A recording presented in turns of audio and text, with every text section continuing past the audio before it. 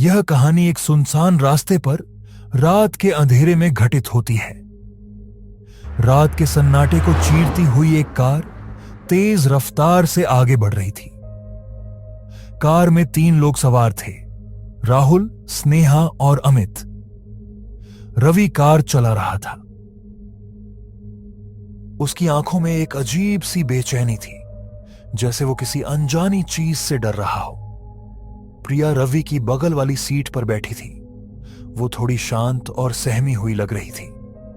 पीछे की सीट पर अमित लेटा हुआ था, लेकिन उसकी आंखें खुली थीं और वो खिड़की से बाहर अंधेरे को घूर रहा था। वे तीनों शहर से काफी दूर एक छोटे से कस्बे की ओर जा रहे थे। किसी काम से उन्हें रात में ही निकलना था। राजमार्ग पर दूर दूर तक कोई और गाड़ी या इंसान नजर नहीं आ रहा था। सिर्फ अंधेरा और सन्नाटा था। हवा में एक अजीब सी ठंडक थी, जो मौसम से ज्यादा किसी अनहोनी का एहसास दिला रही थी। प्रिया ने अपनी आवाज को कांपने से रोकने की कोशिश करते हुए पूछा, रवि, कितनी देर और लगेगी? बस थोड़ी देर और प्रिया, मुझे लगता है हम जल्द ही पहुंच जाएंगे। रवि की आवाज में भी घबराहट साफ झलक रही थी। उसने स्टीयरिंग व्हील को और कसकर पकड़ लिया। ये रास्ता कुछ अजीब नहीं लग रहा। मुझे याद है कि हम पिछले बार जब यहाँ से गुजरे थे तो रास्ते में कुछ घर थे, पर अब तो कुछ भी नहीं है। हाँ, मुझे भी ऐसा ही लग रहा है, जैसे ये रास्ता बदल गया हो। जैसे ही रवि ने यह बात कही, कार के इंजन ने एक अजीब सी आवाज की। कार धीमी होने लगी। रवि ने एक्सीलेटर दबाया, लेकिन कार तेज होने के बजाय और धीमी हो गई। क्या हुआ? पता नहीं, जैसे कार में जान ही न बची हो। रवि ने कार को सड़क के किनारे रोकने की कोशिश करने लगा। कार पूरी तरह से रुक गई। चारों तरफ फिर से वही सन्नाटा छा गया। अब उन्हें सिर्फ अपनी सांसों की आवाज सुनाई दे रही थी। रवि ने कार स्टार्ट करने की कोशिश की, लेकिन इंजन ने कोई जवाब नहीं दिया। ये क्या मजाक है? रात के बीचों बीच इस सुनसान जगह पर कार का खराब होना। शांत हो जाओ अमित, शायद कोई छोटी सी गड़बड़ हो। रवि की आंखों में डर साफ दिख रहा था। उन्हें दूर सड़क पर एक हल्की सी रोशनी दिखाई दी। रोशनी धीरे धीरे उनकी ओर बढ़ रही थी। देखो, कोई आ रहा है। जैसे जैसे रोशनी नजदीक आई, उन्हें एहसास हुआ कि वो एक पुरानी सी साइकिल है, जिस पर एक बूढ़ा आदमी बैठा है। बूढ़ा आदमी धीरे धीरे साइकिल चला रहा था और उसके चेहरे पर एक अजीब सी मुस्कान थी। जैसे ही वो उनके पास से गुजरा, उसने एक बार भी उनकी ओर नहीं देखा। अजीब है, उसने हमारी मदद करने की कोशिश भी नहीं की। लेकिन रवि को भी बूढ़े आदमी का व्यवहार कुछ अटपटा लगा। जैसे ही साइकिल वाला आगे बढ़ा, कार फिर से स्टार्ट हो गई। रवि ने राहत की सांस ली। चलो, शुक्र है, अब जल्दी से यहां से निकलते हैं।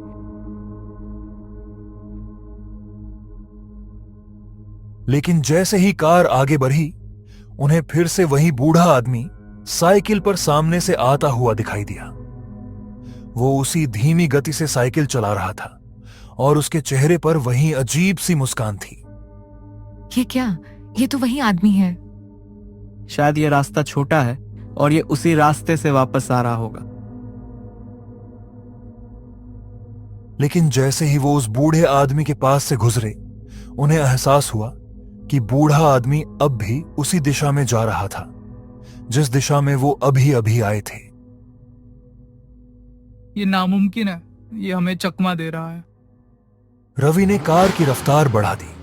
वो उस बूढ़े आदमी को पीछे छोड़ना चाहता था, लेकिन जितनी तेज वो कार चलाता, उतनी ही तेज वो बूढ़ा आदमी साइकिल पर उनके साथ चलता रहता। ऐसा लगता था जैसे बूढ़ा आदमी कहीं से भी प्रकट हो रहा हो। अब रवि को भी डर लगने लगा था। उसने बार बार शीशे में देखा, लेकिन बूढ़ा आदमी हमेशा उनके साथ ही चल रहा था। उसकी साइकिल की घंटी की आवाज अब उन्हें डराने लगी थी।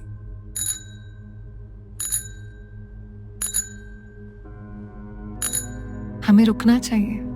हमें उससे बात करनी चाहिए। नहीं, वो कोई इंसान नहीं है, ये कोई भूत प्रेत है। रवि ने कार को और तेज कर दिया। वो उस जगह से जितनी जल्दी हो सके दूर निकलना चाहता था, लेकिन राजमार्ग पर सिर्फ अंधेरा ही अंधेरा था। ऐसा लग रहा था जैसे वो एक अंतहीन रास्ते पर फंस गए हों। तभी कार का इंजन फिर से बंद हो गया। इस बार कार बिल्कुल बीच सड़क पर रुकी। रवि ने बार बार कोशिश की, लेकिन कार स्टार्ट नहीं हुई। अब क्या होगा? उन्हें साइकिल की घंटी की आवाज और भी नजदीक सुनाई दी। बूढ़ा आदमी साइकिल पर उनकी कार के पास आ गया। उसकी मुस्कान अब और भी भयानक लग रही थी। उसकी आंखों में एक अजीब सी चमक थी। क्या चाहिए तुम्हें? बूढ़ा आदमी कुछ बोला नहीं। उसने सिर्फ अपनी साइकिल का हैंडल पकड़ा और धीरे धीरे कार के चारों ओर चक्कर लगाने लगा। हर चक्कर के साथ कार के शीशे पर खरोंचें लगने की आवाज आने लगी। ये क्या कर रहा है? बूढ़े आदमी ने साइकिल रोकी और सीधे रवि की ओर देखा। उसकी आंखों से जैसे आग निकल रही थी। तुम यहां से नहीं जा सकते, ये मेरा इलाका है। हम यहाँ से क्यों नहीं जा सकते? हम बस यहाँ से गुजर रहे थे। तुमने मेरा रास्ता काटा है, तुमने मेरी शांति भंग की है। हमें माफ कर दो, हम नहीं जानते थे।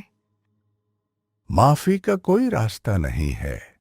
अब तुम सब मेरे साथ रहो। जैसे ही बूढ़े आदमी ने यह कहा, कार के दरवाजे अपने आप खुल गए। अंधेरे से अजीब सी आकृतियां बाहर निकलने लगीं।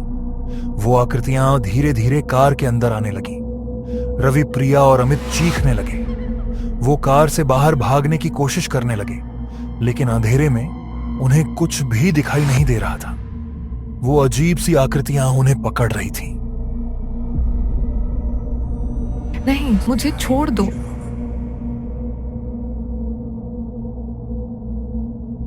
अगली सुबह जब कुछ लोग उस राजमार्ग से गुजरे तो उन्हें एक सुनसान जगह पर एक लावारिस कार खड़ी दिखाई दी। कार के शीशे टूटे हुए थे और दरवाजे खुले थे। अंदर कोई नहीं था।